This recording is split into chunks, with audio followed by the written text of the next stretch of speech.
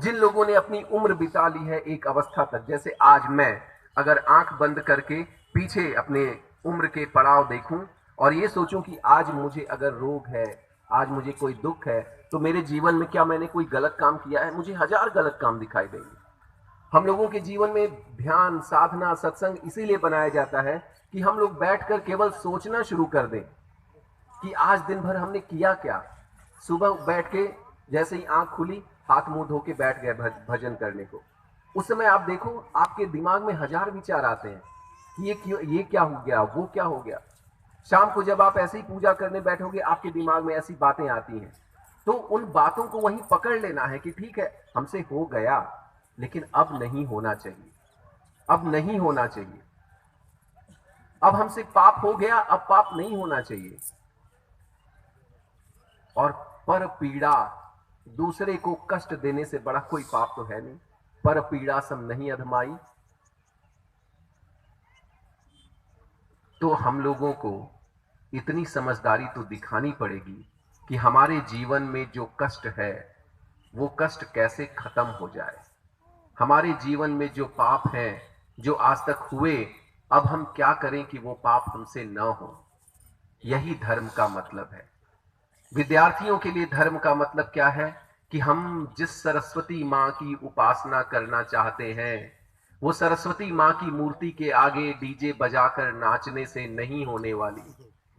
वो प्रार्थना कैसे होगी? किताबें पढ़ने से। खूब किताबें पढ़ें, यही सरस्वती मां की असली पूजा है। गंगा मां की पूजा गंगा मां में जाकर नहाने से नहीं होगी। किस तरह से हमारी गंगा मां साफ रहे। भैया एक बार आप मुझे महाराजगंज ले गए थे ना, महाराजगंज में एक दुर्वासा लड़का था। तो दुर्वासा एक बार अपने 7-8 दोस्तों के साथ आया और मुझसे कहा कि भैया तनी हमके बतावत गंगा हमार अगर माई है तो हमन के डुबावे नहीं काहे। अब भाई नए लड़के हैं, आज के समय के विज्ञान का समय चल रहा है, आप उनसे ऐसी बातें नहीं कर सकते कि ना ही गंगा माई है, मुकुट पहन ले हैं, उनकर पूजा करे तो ना डूबई है। वो जाके डूब के दिखा देगा कि देखा हम तो डूबत है। वो बोला कि माई है तो डुबावा नहीं काहे ना। हम कहे कि आपको ये प्रश्न जानना क्यों है, इसका उत्तर क्यों जानना है? तो वो कह रहा है कि यहाँ जवन महाराज जी पूजा करवावत हुआ, हम उनसे पूछ ली है सवलिया था, हमके चिमटा लेके मारे बड़े दौड़ा लेना। हमके हमके एक जवाब चाहिए, नहीं तो हमका हमारे धर्म में आस्था ना हुई। तो मैंने उनसे यही कहा, मैंने कहा कि देखो भैया, पहली चीज तो ये है कि तुम वास्तव में गंगा को मां मानते हो?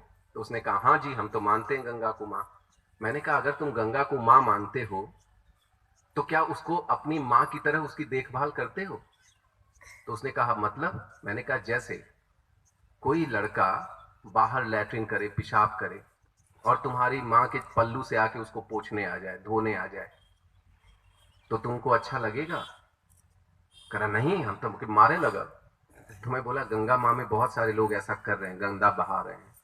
कभी तुम कोशिश किए हो जाकर रोकने की?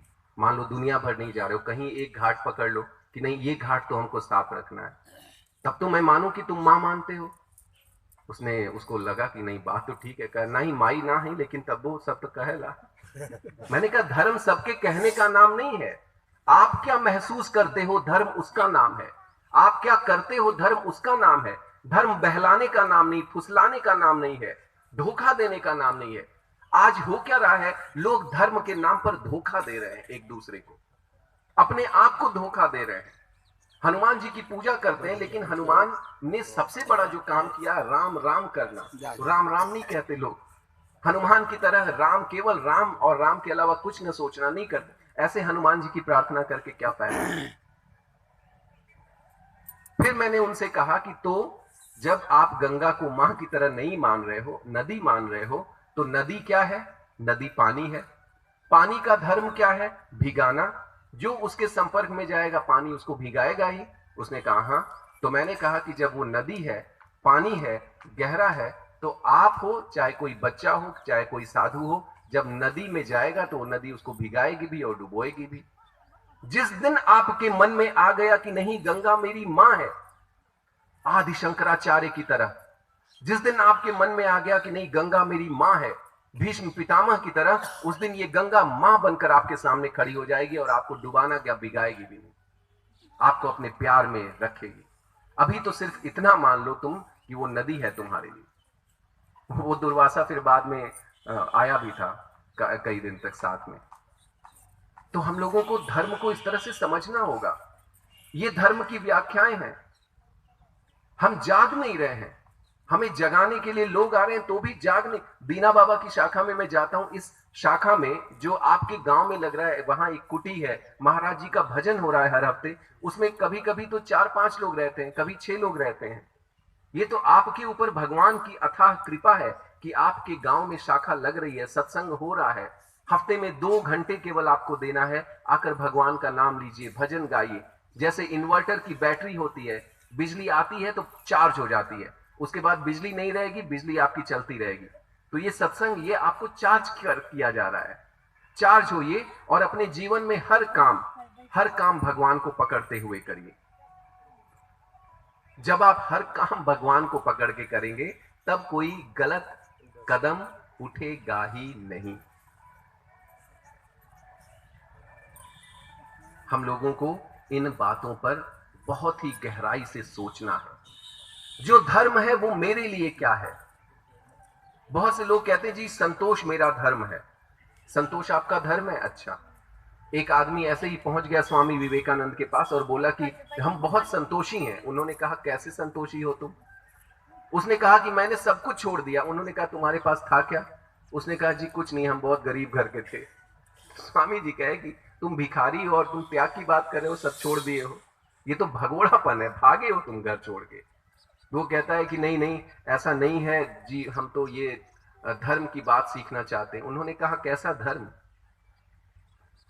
क्या घर में धर्म का पालन नहीं होता? क्या परिवार में धर्म का पालन नहीं होता? वो कह रहा है कि जी संतोष है ना, संतोष मुझे। उन्होंने कहा नहीं, संतोष ये नहीं है कि आपके घर में एक आदमी की नौकरी चली गई, आप गरीबी में जी रहे हैं, आपके पास खाने को नहीं है, सब लोग बैठे हुए हैं, भूखों मर रहे हैं। स्वामी विवेकानंद कहते हैं धर्म का मतलब यह है कि अगर घर में किसी की नौकरी चली गई, 4 लोग घर में हैं, चारों मिलके काम करें। भगवान ने जो 24 घंटे बनाए हैं, इसमें से 8 घंटे मिले हैं आपको सोने के लिए, नित्य क्रिया करने के लिए, आराम करने के लिए। 8 घंटे मिले हैं काम करने के लिए, जम के काम करें। और 8 घंटे मिले हैं भगवान का काम करने के लिए, ध्यान करिए, भजन करिए, ईमानदारी से काम करने के लिए मिले हैं। धर्म को सही दृष्टि से समझने की जरूरत है। उसे लोग कहते हैं जी भगवान की सब मर्जी है, जो भगवान कर रहा है वो ही होगा। नहीं, ऐसा नहीं है। भगवान तो कह रहा है, भगवान हमको शक्ति दिया है, लेकिन करना हमें है। भगवान खुद कह रहा है न कर्तृत्वम न कर्माणि लोकस्य सृजति प्रभु न कर्म फल संयोगम स्वभावस्तु प्रवर्तते। भगवान कहते हैं जी मैं किसी का कर्म नहीं निर्धारित करता हूं, मैं नहीं लेता किसी का कर्म, मैं नहीं बताता कि तुम्हें क्या करना चाहिए। और न कर्म फल संयोगम, और नहीं मैं किसी को काम का फल दे रहा हूं। ये सब आप लोगों का अपना स्वभाव है जो आप अपने तरीके से कर रहे हो और नाम लगा दे रहे हो भगवान का। इसलिए वो कहता है ना दत्ते कस्यचित पापम न चैव सुकृतम विभुः। मैं न किसी का पाप लेता हूं न पुण्य लेता हूं सुकृत का। ये सब पाप और पुण्य आपका है। आप गलत करोगे तो आप ही को पाप मिलेगा, भगवान को तो मिलेगा नहीं। आप पुण्य करोगे तो आप ही को पुण्य मिलेगा, भगवान को मिलेगा नहीं। भगवान तो इनसे परे है, निराकार है, निर्विकार है, उसको क्या जरूरत है इन चीजों की। अज्ञानेनावृतम ज्ञानम तेन मुह्यन्ति जन्तवः। हम सोए हुए हैं, अज्ञान से सोए हुए हैं। हमें पता नहीं है धर्म क्या है, सत्य क्या है, न्याय क्या है, हमें पता नहीं है परोपकार क्या है, हम कर ही नहीं रहे हैं, सोए हुए हैं। तो उस दृष्टि से अगर हमें कुछ मिल रहा है, नहीं मिल रहा है, तो इसका दोष भगवान को नहीं देना है। और इस व्याख्यान को मैं समाप्त करूंगा भगवान बुद्ध की इस कहानी से कि भगवान बुद्ध के पास एक बार लोग गए और बोले कि ऐसा नहीं हो सकता क्या कि हम केवल बुद्ध बुद्ध करते रहें, बुद्धम शरणम गच्छामि, बुद्धम शरणम गच्छामि, और संसार से पार हो जाएं, भव सागर से पार हो जाएं। तो भगवान बुद्ध मुस्कुरा के कहते हैं कि देखो ये सामने नदी है, तुम लोग नदी नदी करते रहो और ये नदी से पार होके मुझे दिखाओ। भाई जो नियम धर्म के जगह पे लगता है वही नियम संसार में लगता है। जो सोचते हैं कि धर्म अलग है, विज्ञान अलग है, संसार अलग है, वो धर्म को समझ नहीं रहे, वो संसार को नहीं समझ रहे। भगवान बुद्ध कहते हैं कि तुम कह रहे हो ना कि मैं बुद्धम शरणम गच्छामि करके ये नदी पार कर लूंगा, संसार भवसागर पार कर लूंगा, भगवान को पा जाऊंगा। वो कहते हैं मैं तो कहता हूं कि तुम केवल नदी नदी कह के ये नदी पार करके दिखा दो। वो कहते हैं ऐसा कैसे हो सकता है? भगवान कहे फिर नदी कैसे पार करोगे तुम? तो वो कहता है जी नदी पार करने के लिए हमको या तो तैर के जाना होगा या नाव पकड़ के जाना होगा। तो भगवान बुद्ध मुस्कुरा के कहते हैं जब एक छोटी सी नदी पार करने के लिए तुम्हें कुछ करना पड़ रहा है, तैरना पड़ रहा है, नाव लेनी पड़ रही है, तो तुम कैसे सोचते हो कि इतना बड़ा जन्म मरण का चक्र, पाप और पुण्य का चक्र, भव सागर का चक्र, भगवान को पाने का लक्ष्य केवल नाम से हो जाएगा? उन्होंने कहा तुम्हें करना पड़ेगा। क्या करना पड़ेगा? साधना करनी पड़ेगी। कैसे करना पड़ेगा? सबके अंदर उस भगवान को देखकर अपने व्यवहार को नियमित करना पड़ेगा।